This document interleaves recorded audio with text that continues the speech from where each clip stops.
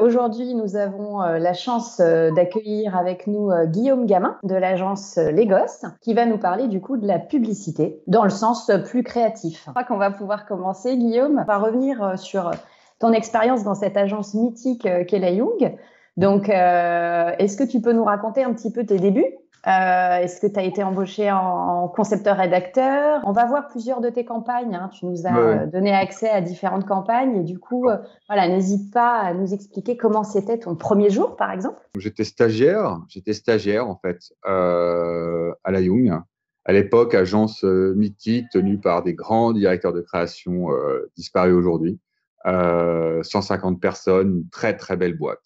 Et puis stagiaire, et puis je bosse avec un directeur artistique sur une compète qui était ouverte à toute l'agence. N'importe qui pouvait travailler dessus. C'était pour le premier, alors attention, voyage dans l'espace, mode dans le passé. C'était pour le premier site d'action. Et on gagne. On gagne en fait contre tous les seniors. Cette petite campagne fait que, on se souviendrait toujours, c'est celle qui a fait que j'étais engagé en fait. Génial. Voilà. Mais les patrons ont dit OK, le mec est pas mauvais, on va l'engager au SMIC. De toute façon, de la boîte, ça va pas avoir un effet formidable sur les finances. On verra bien ce que ça donne. Et la Young, j'y ai passé 7 ans. J'y ai pondu beaucoup de campagnes. Alors, c'est vrai que j'ai vraiment une préf pour Respectons l'eau parce que c'est une campagne canoise, c'est une campagne primée en France. C'est une campagne qui est citée dans le livre de Bec BD 99 francs. Puisqu'il prend la signature Respectons l'eau pour imager ce qu'était la Young à l'époque. C'est ma campagne chouchou, quoi. C'est celle qui m'a construite. J'ai été concepteur-rédacteur pendant 5 ans. 6e année, j'ai été planeur stratégique parce que la rédac m'ennuyait un peu à un moment donné. Et puis, j'ai trouvé le planning stratégique encore plus ennuyant. Donc, je suis redevenu créatif. Ce qui était très étrange, c'est que j'avais l'impression en tant que rédac, à un moment donné, d'être payé à juste mettre les pieds sur la table. Et puis, dans le planning stratégique, j'ai créé un planning stratégique créatif chez Young Revicam. Et au bout d'un an, j'avais vraiment l'impression qu'on venait me voir pour que je dise oui ou non. Et donc, ça me manquait d'aller mettre les mains pas dans le cambouis, en fait. Donc, j'avais besoin de remettre les mains dans le cambouis, de reprendre un stylo, de recrayonner, de réécrire, de rechercher. Et c'est pour ça que je suis revenu à rédac. Voilà, ça, c'est mes années à la Young, cette année. Voilà.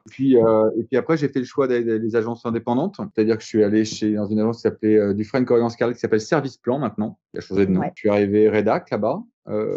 Rédacteur, et au bout de 2 ans, je crois, je suis devenu 2-3 ans, je suis devenu directeur de création. Donc je pense que voilà, je suis devenu directeur de création vers 32 ans à peu près, 32-33 ans. J'ai eu la chance d'être directeur de création très jeune. Et puis depuis, j'ai fait ça, directeur de création chez Service Plan, et puis j'ai monté ma petite boîte, puis j'ai monté une galerie d'art, et puis ensuite j'ai rejoint une autre agence qui s'appelait Grenade & Sparks, en tant que directeur de la création, et puis je l'ai quitté pour aller chez une autre agence qui s'appelait Makeya, et je suis revenu chez Grenade & Sparks il y a 4 mois, maintenant 3 mois et demi, pour en prendre la direction générale. Donc je suis aujourd'hui directeur général et directeur de la création de cette agence qui s'appelait il n'y a pas longtemps encore Grenade & Sparks, et que je renommais Legos. Est-ce que tu pourrais un petit peu expliquer si vraiment on fonctionne en team, parce qu'on parle aussi du team créa, donc est-ce que vraiment on a son binôme qui est toujours le même, directeur artistique, concepteur, rédacteur? Est-ce qu'on travaille avec différentes personnes en fonction des sujets? C'est que mon avis, hein. C'est que mon avis, et des directeurs de création pourraient dire le contraire. J'ai commencé en binôme, j'avais un directeur artistique, Christophe, on a bossé ensemble pendant 5 ans. Et puis, depuis, j'ai pas eu de directeur artistique attitré. C'est un modèle d'agence de riches d'avoir des binômes. Un concepteur-rédacteur doit pouvoir bosser avec au moins 2 directeurs artistiques en même temps. Avec le temps de faire les maquettes, le temps de travailler, le temps de trouver tout ce qui est nécessaire pour produire. Normalement, le concepteur-rédacteur, il a le temps de chercher d'autres idées ou de travailler avec un autre bonhomme.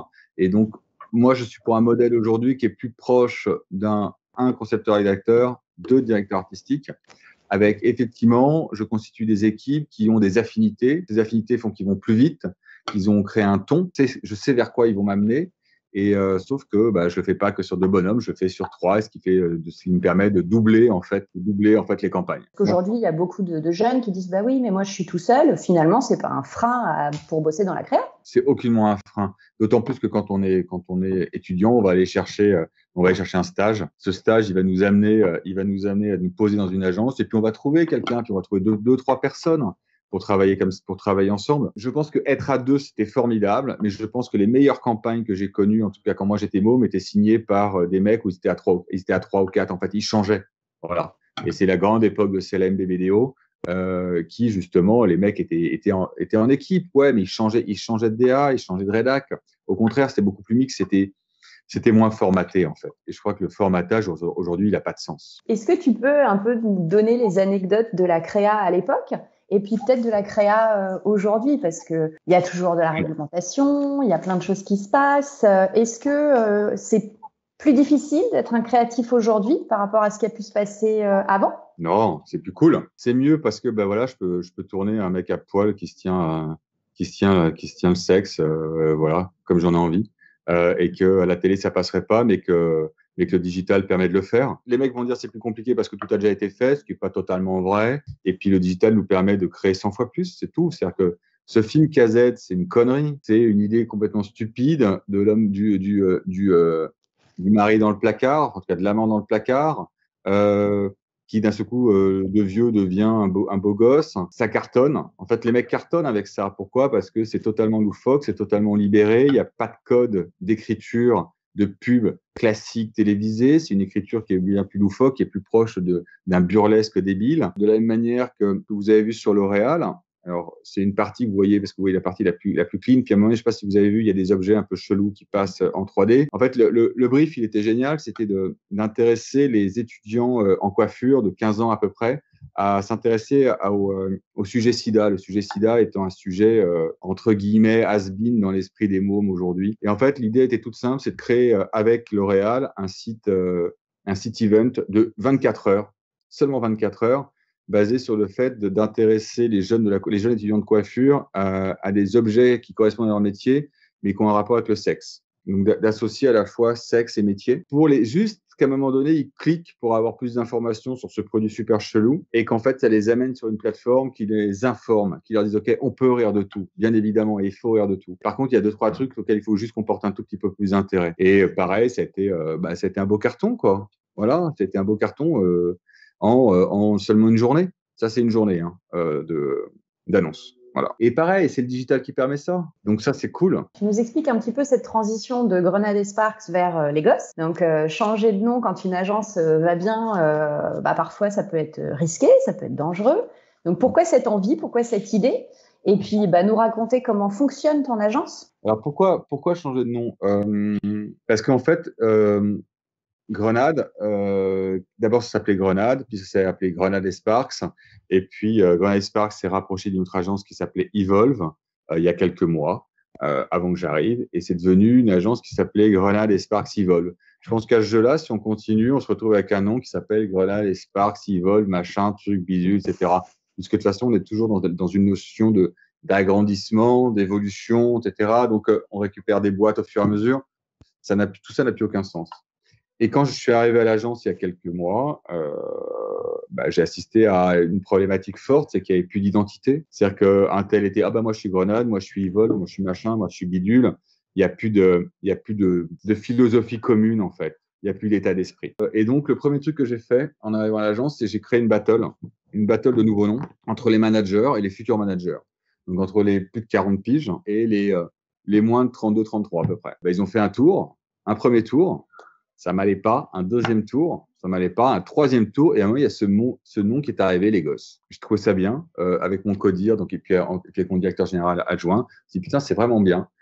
C'est exactement, en fait, ce que je souhaite faire à l'agence. À un moment donné, notre seniorité nous permet de contrôler 2-3 trucs, savoir à peu près comment ça fonctionne, et de voir comment, on prend les plus jeunes et on les fait venir, on les fait monter au fur et à mesure. On leur apprend le métier, et on les propulse sur le devant de la scène. Et c'est les gosses, quoi. C'est ça, c'est une agence qui se veut de plus en plus fraîche, de plus en plus jeune, de plus en plus impertinente, avec tout l'esprit libre qu'on peut avoir quand on est un môme. Je pense que quand on est Publicis, on est une institution qui ne bougera jamais, et avec toutes ses valeurs, et elles sont absolument énormes.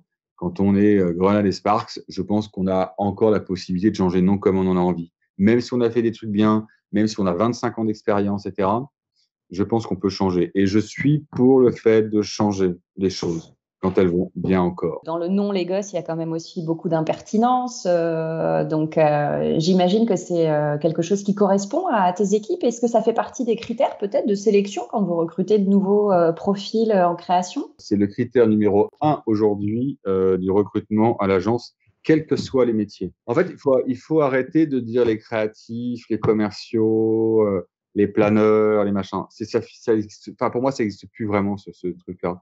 Bien évidemment que les appellations existent, ça permet de faire des fiches de paye. La réalité, c'est qu'une agence, aujourd'hui, elle n'existe que par une seule chose, c'est sa capacité à avoir des idées. Tout le reste, c'est maîtrisé par les annonceurs. Le CRM, c'est maîtrisé par les annonceurs. La data, c'est maîtrisé par les annonceurs. Tout est maîtrisé par les annonceurs. Ce qui nous manque, ce qu'on nous on a, c'est l'idée, cette capacité à être plus inventif qu'eux parce qu'ils n'ont pas le temps de l'être. Donc en fait, c'est la créativité qui m'importe aujourd'hui. La créativité dans chacun des métiers, la capacité d'être impertinent, qu'on soit commercial, qu'on soit à la compta, qu'on soit planeur stratégique, qu'on soit un créatif. Voilà. Donc cette impertinence, effectivement, elle a pour but de nourrir le discours de l'agence et la créativité. Donc il n'y a plus un profil qui peut rentrer à l'agence si c'est pas, s'il n'est pas ça en fait. Si d'un seul coup il bouge pas un truc qui fait que je dis ah ouais, ah, le mec est un peu ailleurs, le mec est un peu différent. Voilà. Sinon, ça ne fonctionne pas. Aujourd'hui, c'est la consigne donnée au RH. Si quelqu'un doit venir, il faut que la personne, homme ou femme, ne soit pas classique en fait. Ça ne m'intéresse pas. J'imagine toujours que dans les agences, il y a un pôle digital, un pôle commercial, les planeurs d'un côté. Finalement, chez vous, tout le monde travaille ensemble et du coup, tout le monde est digital aujourd'hui. Auparavant, il y a encore quelques mois, tout était siloté. Donc, j'ai pété les silos. J'ai mélangé tout le monde sur les plateaux. Excuse-moi, je tourne la tête, c'est qu'en fait, l'agence est autour. En fait, c'est pour ça. J'ai cassé le silo digital. Il n'y a plus de service digital. Les mecs sont encore là, mais ils sont en transverse. Donc, en fait, ils ont pour vocation, alors bien évidemment, quelques développeurs continuent à faire des éléments purement digitaux, mais les chefs de projet digitaux ou les patrons du digital sont là, en fait, pour irriguer, impulser, nourrir, cultiver tous les éléments de l'agence, qu'ils soient commerciaux, planeurs, créatifs, etc. Ils sont là pour d'un seul coup leur donner l'input qui fait que toutes les campagnes, à partir du moment où elles ont une vocation à être 360, utilisent tous les meilleurs chemins possibles du digital, que ce soit en tech, que ce soit en UX, en UI, etc. Voilà. Le digital, c'est un média, c'est une tech. Euh, Tant que c'est un média et une tech, c'est comme de la télé, d'une certaine façon. Donc aujourd'hui, il faut que d'un seul coup, on sorte de la logique média pure et qu'on devienne sur de l'intelligence. Donc sur de la stratégie digitale, sur cette capacité à mettre de l'idée digitale et pas simplement de créer une bannière ou de faire un site. Faire un site, on s'en fout aujourd'hui en fait. C'est logique, c'est simple, c'est facile, c'est pas compliqué. Par contre, donner de l'intelligence au digital, ça c'est une vraie ambition. Et ça, on en cherche tous les jours. Vous recrutez, j'imagine, pour l'année prochaine? Alors, on va recruter, ouais, on va attendre que la petite période passe là. Vous savez qu'il y a un petit Covid qui est passé par là. Ça a des petites implications quand même sur l'économie française et donc sur nous. Pour l'instant, on s'en sort pas trop mal parce qu'on a la chance d'avoir des clients qui sont plus franco-français, donc ils n'ont pas des répercussions internationales qui leur tombent directement dessus. Prenez l'exemple sur Publicis tout à l'heure, je préfère être chez les Gosses que chez Publicis aujourd'hui, économiquement parlant. Même si je pense qu'ils ont une plus grosse trésor que nous, c'est certain, mais je pense qu'ils souffrent un peu. Donc, on va laisser passer un peu l'orage. Et puis, bien sûr, l'idée, c'est d'engager, l'idée, c'est de grandir, l'idée, c'est de développer de nouveaux clients, l'idée, c'est de faire en sorte que les Gosses soient une belle cour de récréation pour les gosses. Avant, les étudiants en communication, si on doit faire une généralité ou rentrer un petit peu dans les clichés, ils rêvaient beaucoup d'agences. Maintenant, ils rêvent start-up, entrepreneuriat, auto-entrepreneuriat. Qu'est-ce que tu aimerais leur dire justement par rapport à cette vision qui a changé pour eux? Faites exactement ce que vous voulez parce qu'en fait, on a 1000 vies. Ça, c'est la première chose. Ce dont je suis sûr, c'est qu'en fait, ne venez pas en agence si ça vous passionne pas. Le métier d'agence, c'est un métier qui est quand même, d'être en agence, c'est particulier, hein. Je vais l'abîmer un peu, mais c'est moins bien payé qu'être chez l'annonceur. C'est beaucoup plus d'heures que chez l'annonceur. C'est vrai, moi encore, j'en suis à 2 week-ends de suite, à taffer jusqu'à 1h du matin. Enfin, voilà. En fait, on lâche pas, c'est un métier de passion. Qu'on soit commercial, qu'on soit planeur, qu'on travaille dans le digit, qu'on soit UX, qu'on soit créatif, mais c'est vraiment un métier de passion, quoi. Et c'est un métier qui est formidable, hein, trouver des idées et et les construire, les faire vivre, etc. C'est formidable. Je ne peux que recommander ce job. Je l'adore. Mais il faut vraiment l'adorer pour venir. Voilà. Si ça vous fait pas kiffer de bosser des heures et de trouver cette idée et de la partager avec vos potes, etc., parce que c'est quand même ça, une agence, faites autre chose. Ça, c'est mon conseil sur les agences. C'est un métier formidable. Alors aujourd'hui, effectivement, il est moins à la mode que dans les années 90 ou d'un seul coup, ou 2000. Alors 90 parce qu'il y avait 80-90 parce qu'il y avait énormément d'argent. Alors après, l'argent a disparu, hein. L'argent est parti. Donc il n'y a plus d'argent en agence. Pour les plus jeunes d'entre vous, en fait, il s'avère qu'avant, il y avait, avant les agences médias et donc les agences de pub gagnaient 4 fois plus d'argent qu'aujourd'hui. Et c'est réellement 4 fois plus. Il y a une loi qui est arrivée, qui est la loi Sapin, qui a tout réglementé. Donc, d'un seul coup, les agences ont fait « Oh merde, on peut plus gagner autant d'argent ». C'est pas très grave, mais ça a transformé le métier. Le digital a transformé le métier. Donc, aujourd'hui, c'est un métier qui, entre guillemets, qui est plus normal, plus classique qu'il ne l'était, mais qui a toujours autant d'intérêt, de sexy, d'envie, de passion. Guillaume, Ouais. Je te laisse le mot de la fin. Je vous souhaite à tous, en tout cas, d'une part, de profiter de tout ce que l'école peut vous proposer, autant les cours que les intervenants. Vous avez des gens bien qui viennent vous voir, profitez-en, écoutez-les et faites surtout ce que vous avez envie de faire, quoi. Voilà, c'est avant tout. Je pense que c'est bêtement, ça, c'est vraiment c'est une parole de vieux, ça. Mais faites ce que vous avez envie de faire parce qu'on ne sait jamais ce qui va se passer. Donc, moi, plein de fois, j'ai pensé que ça s'arrêterait. Et puis non, bah, ça reprend. Et puis voilà.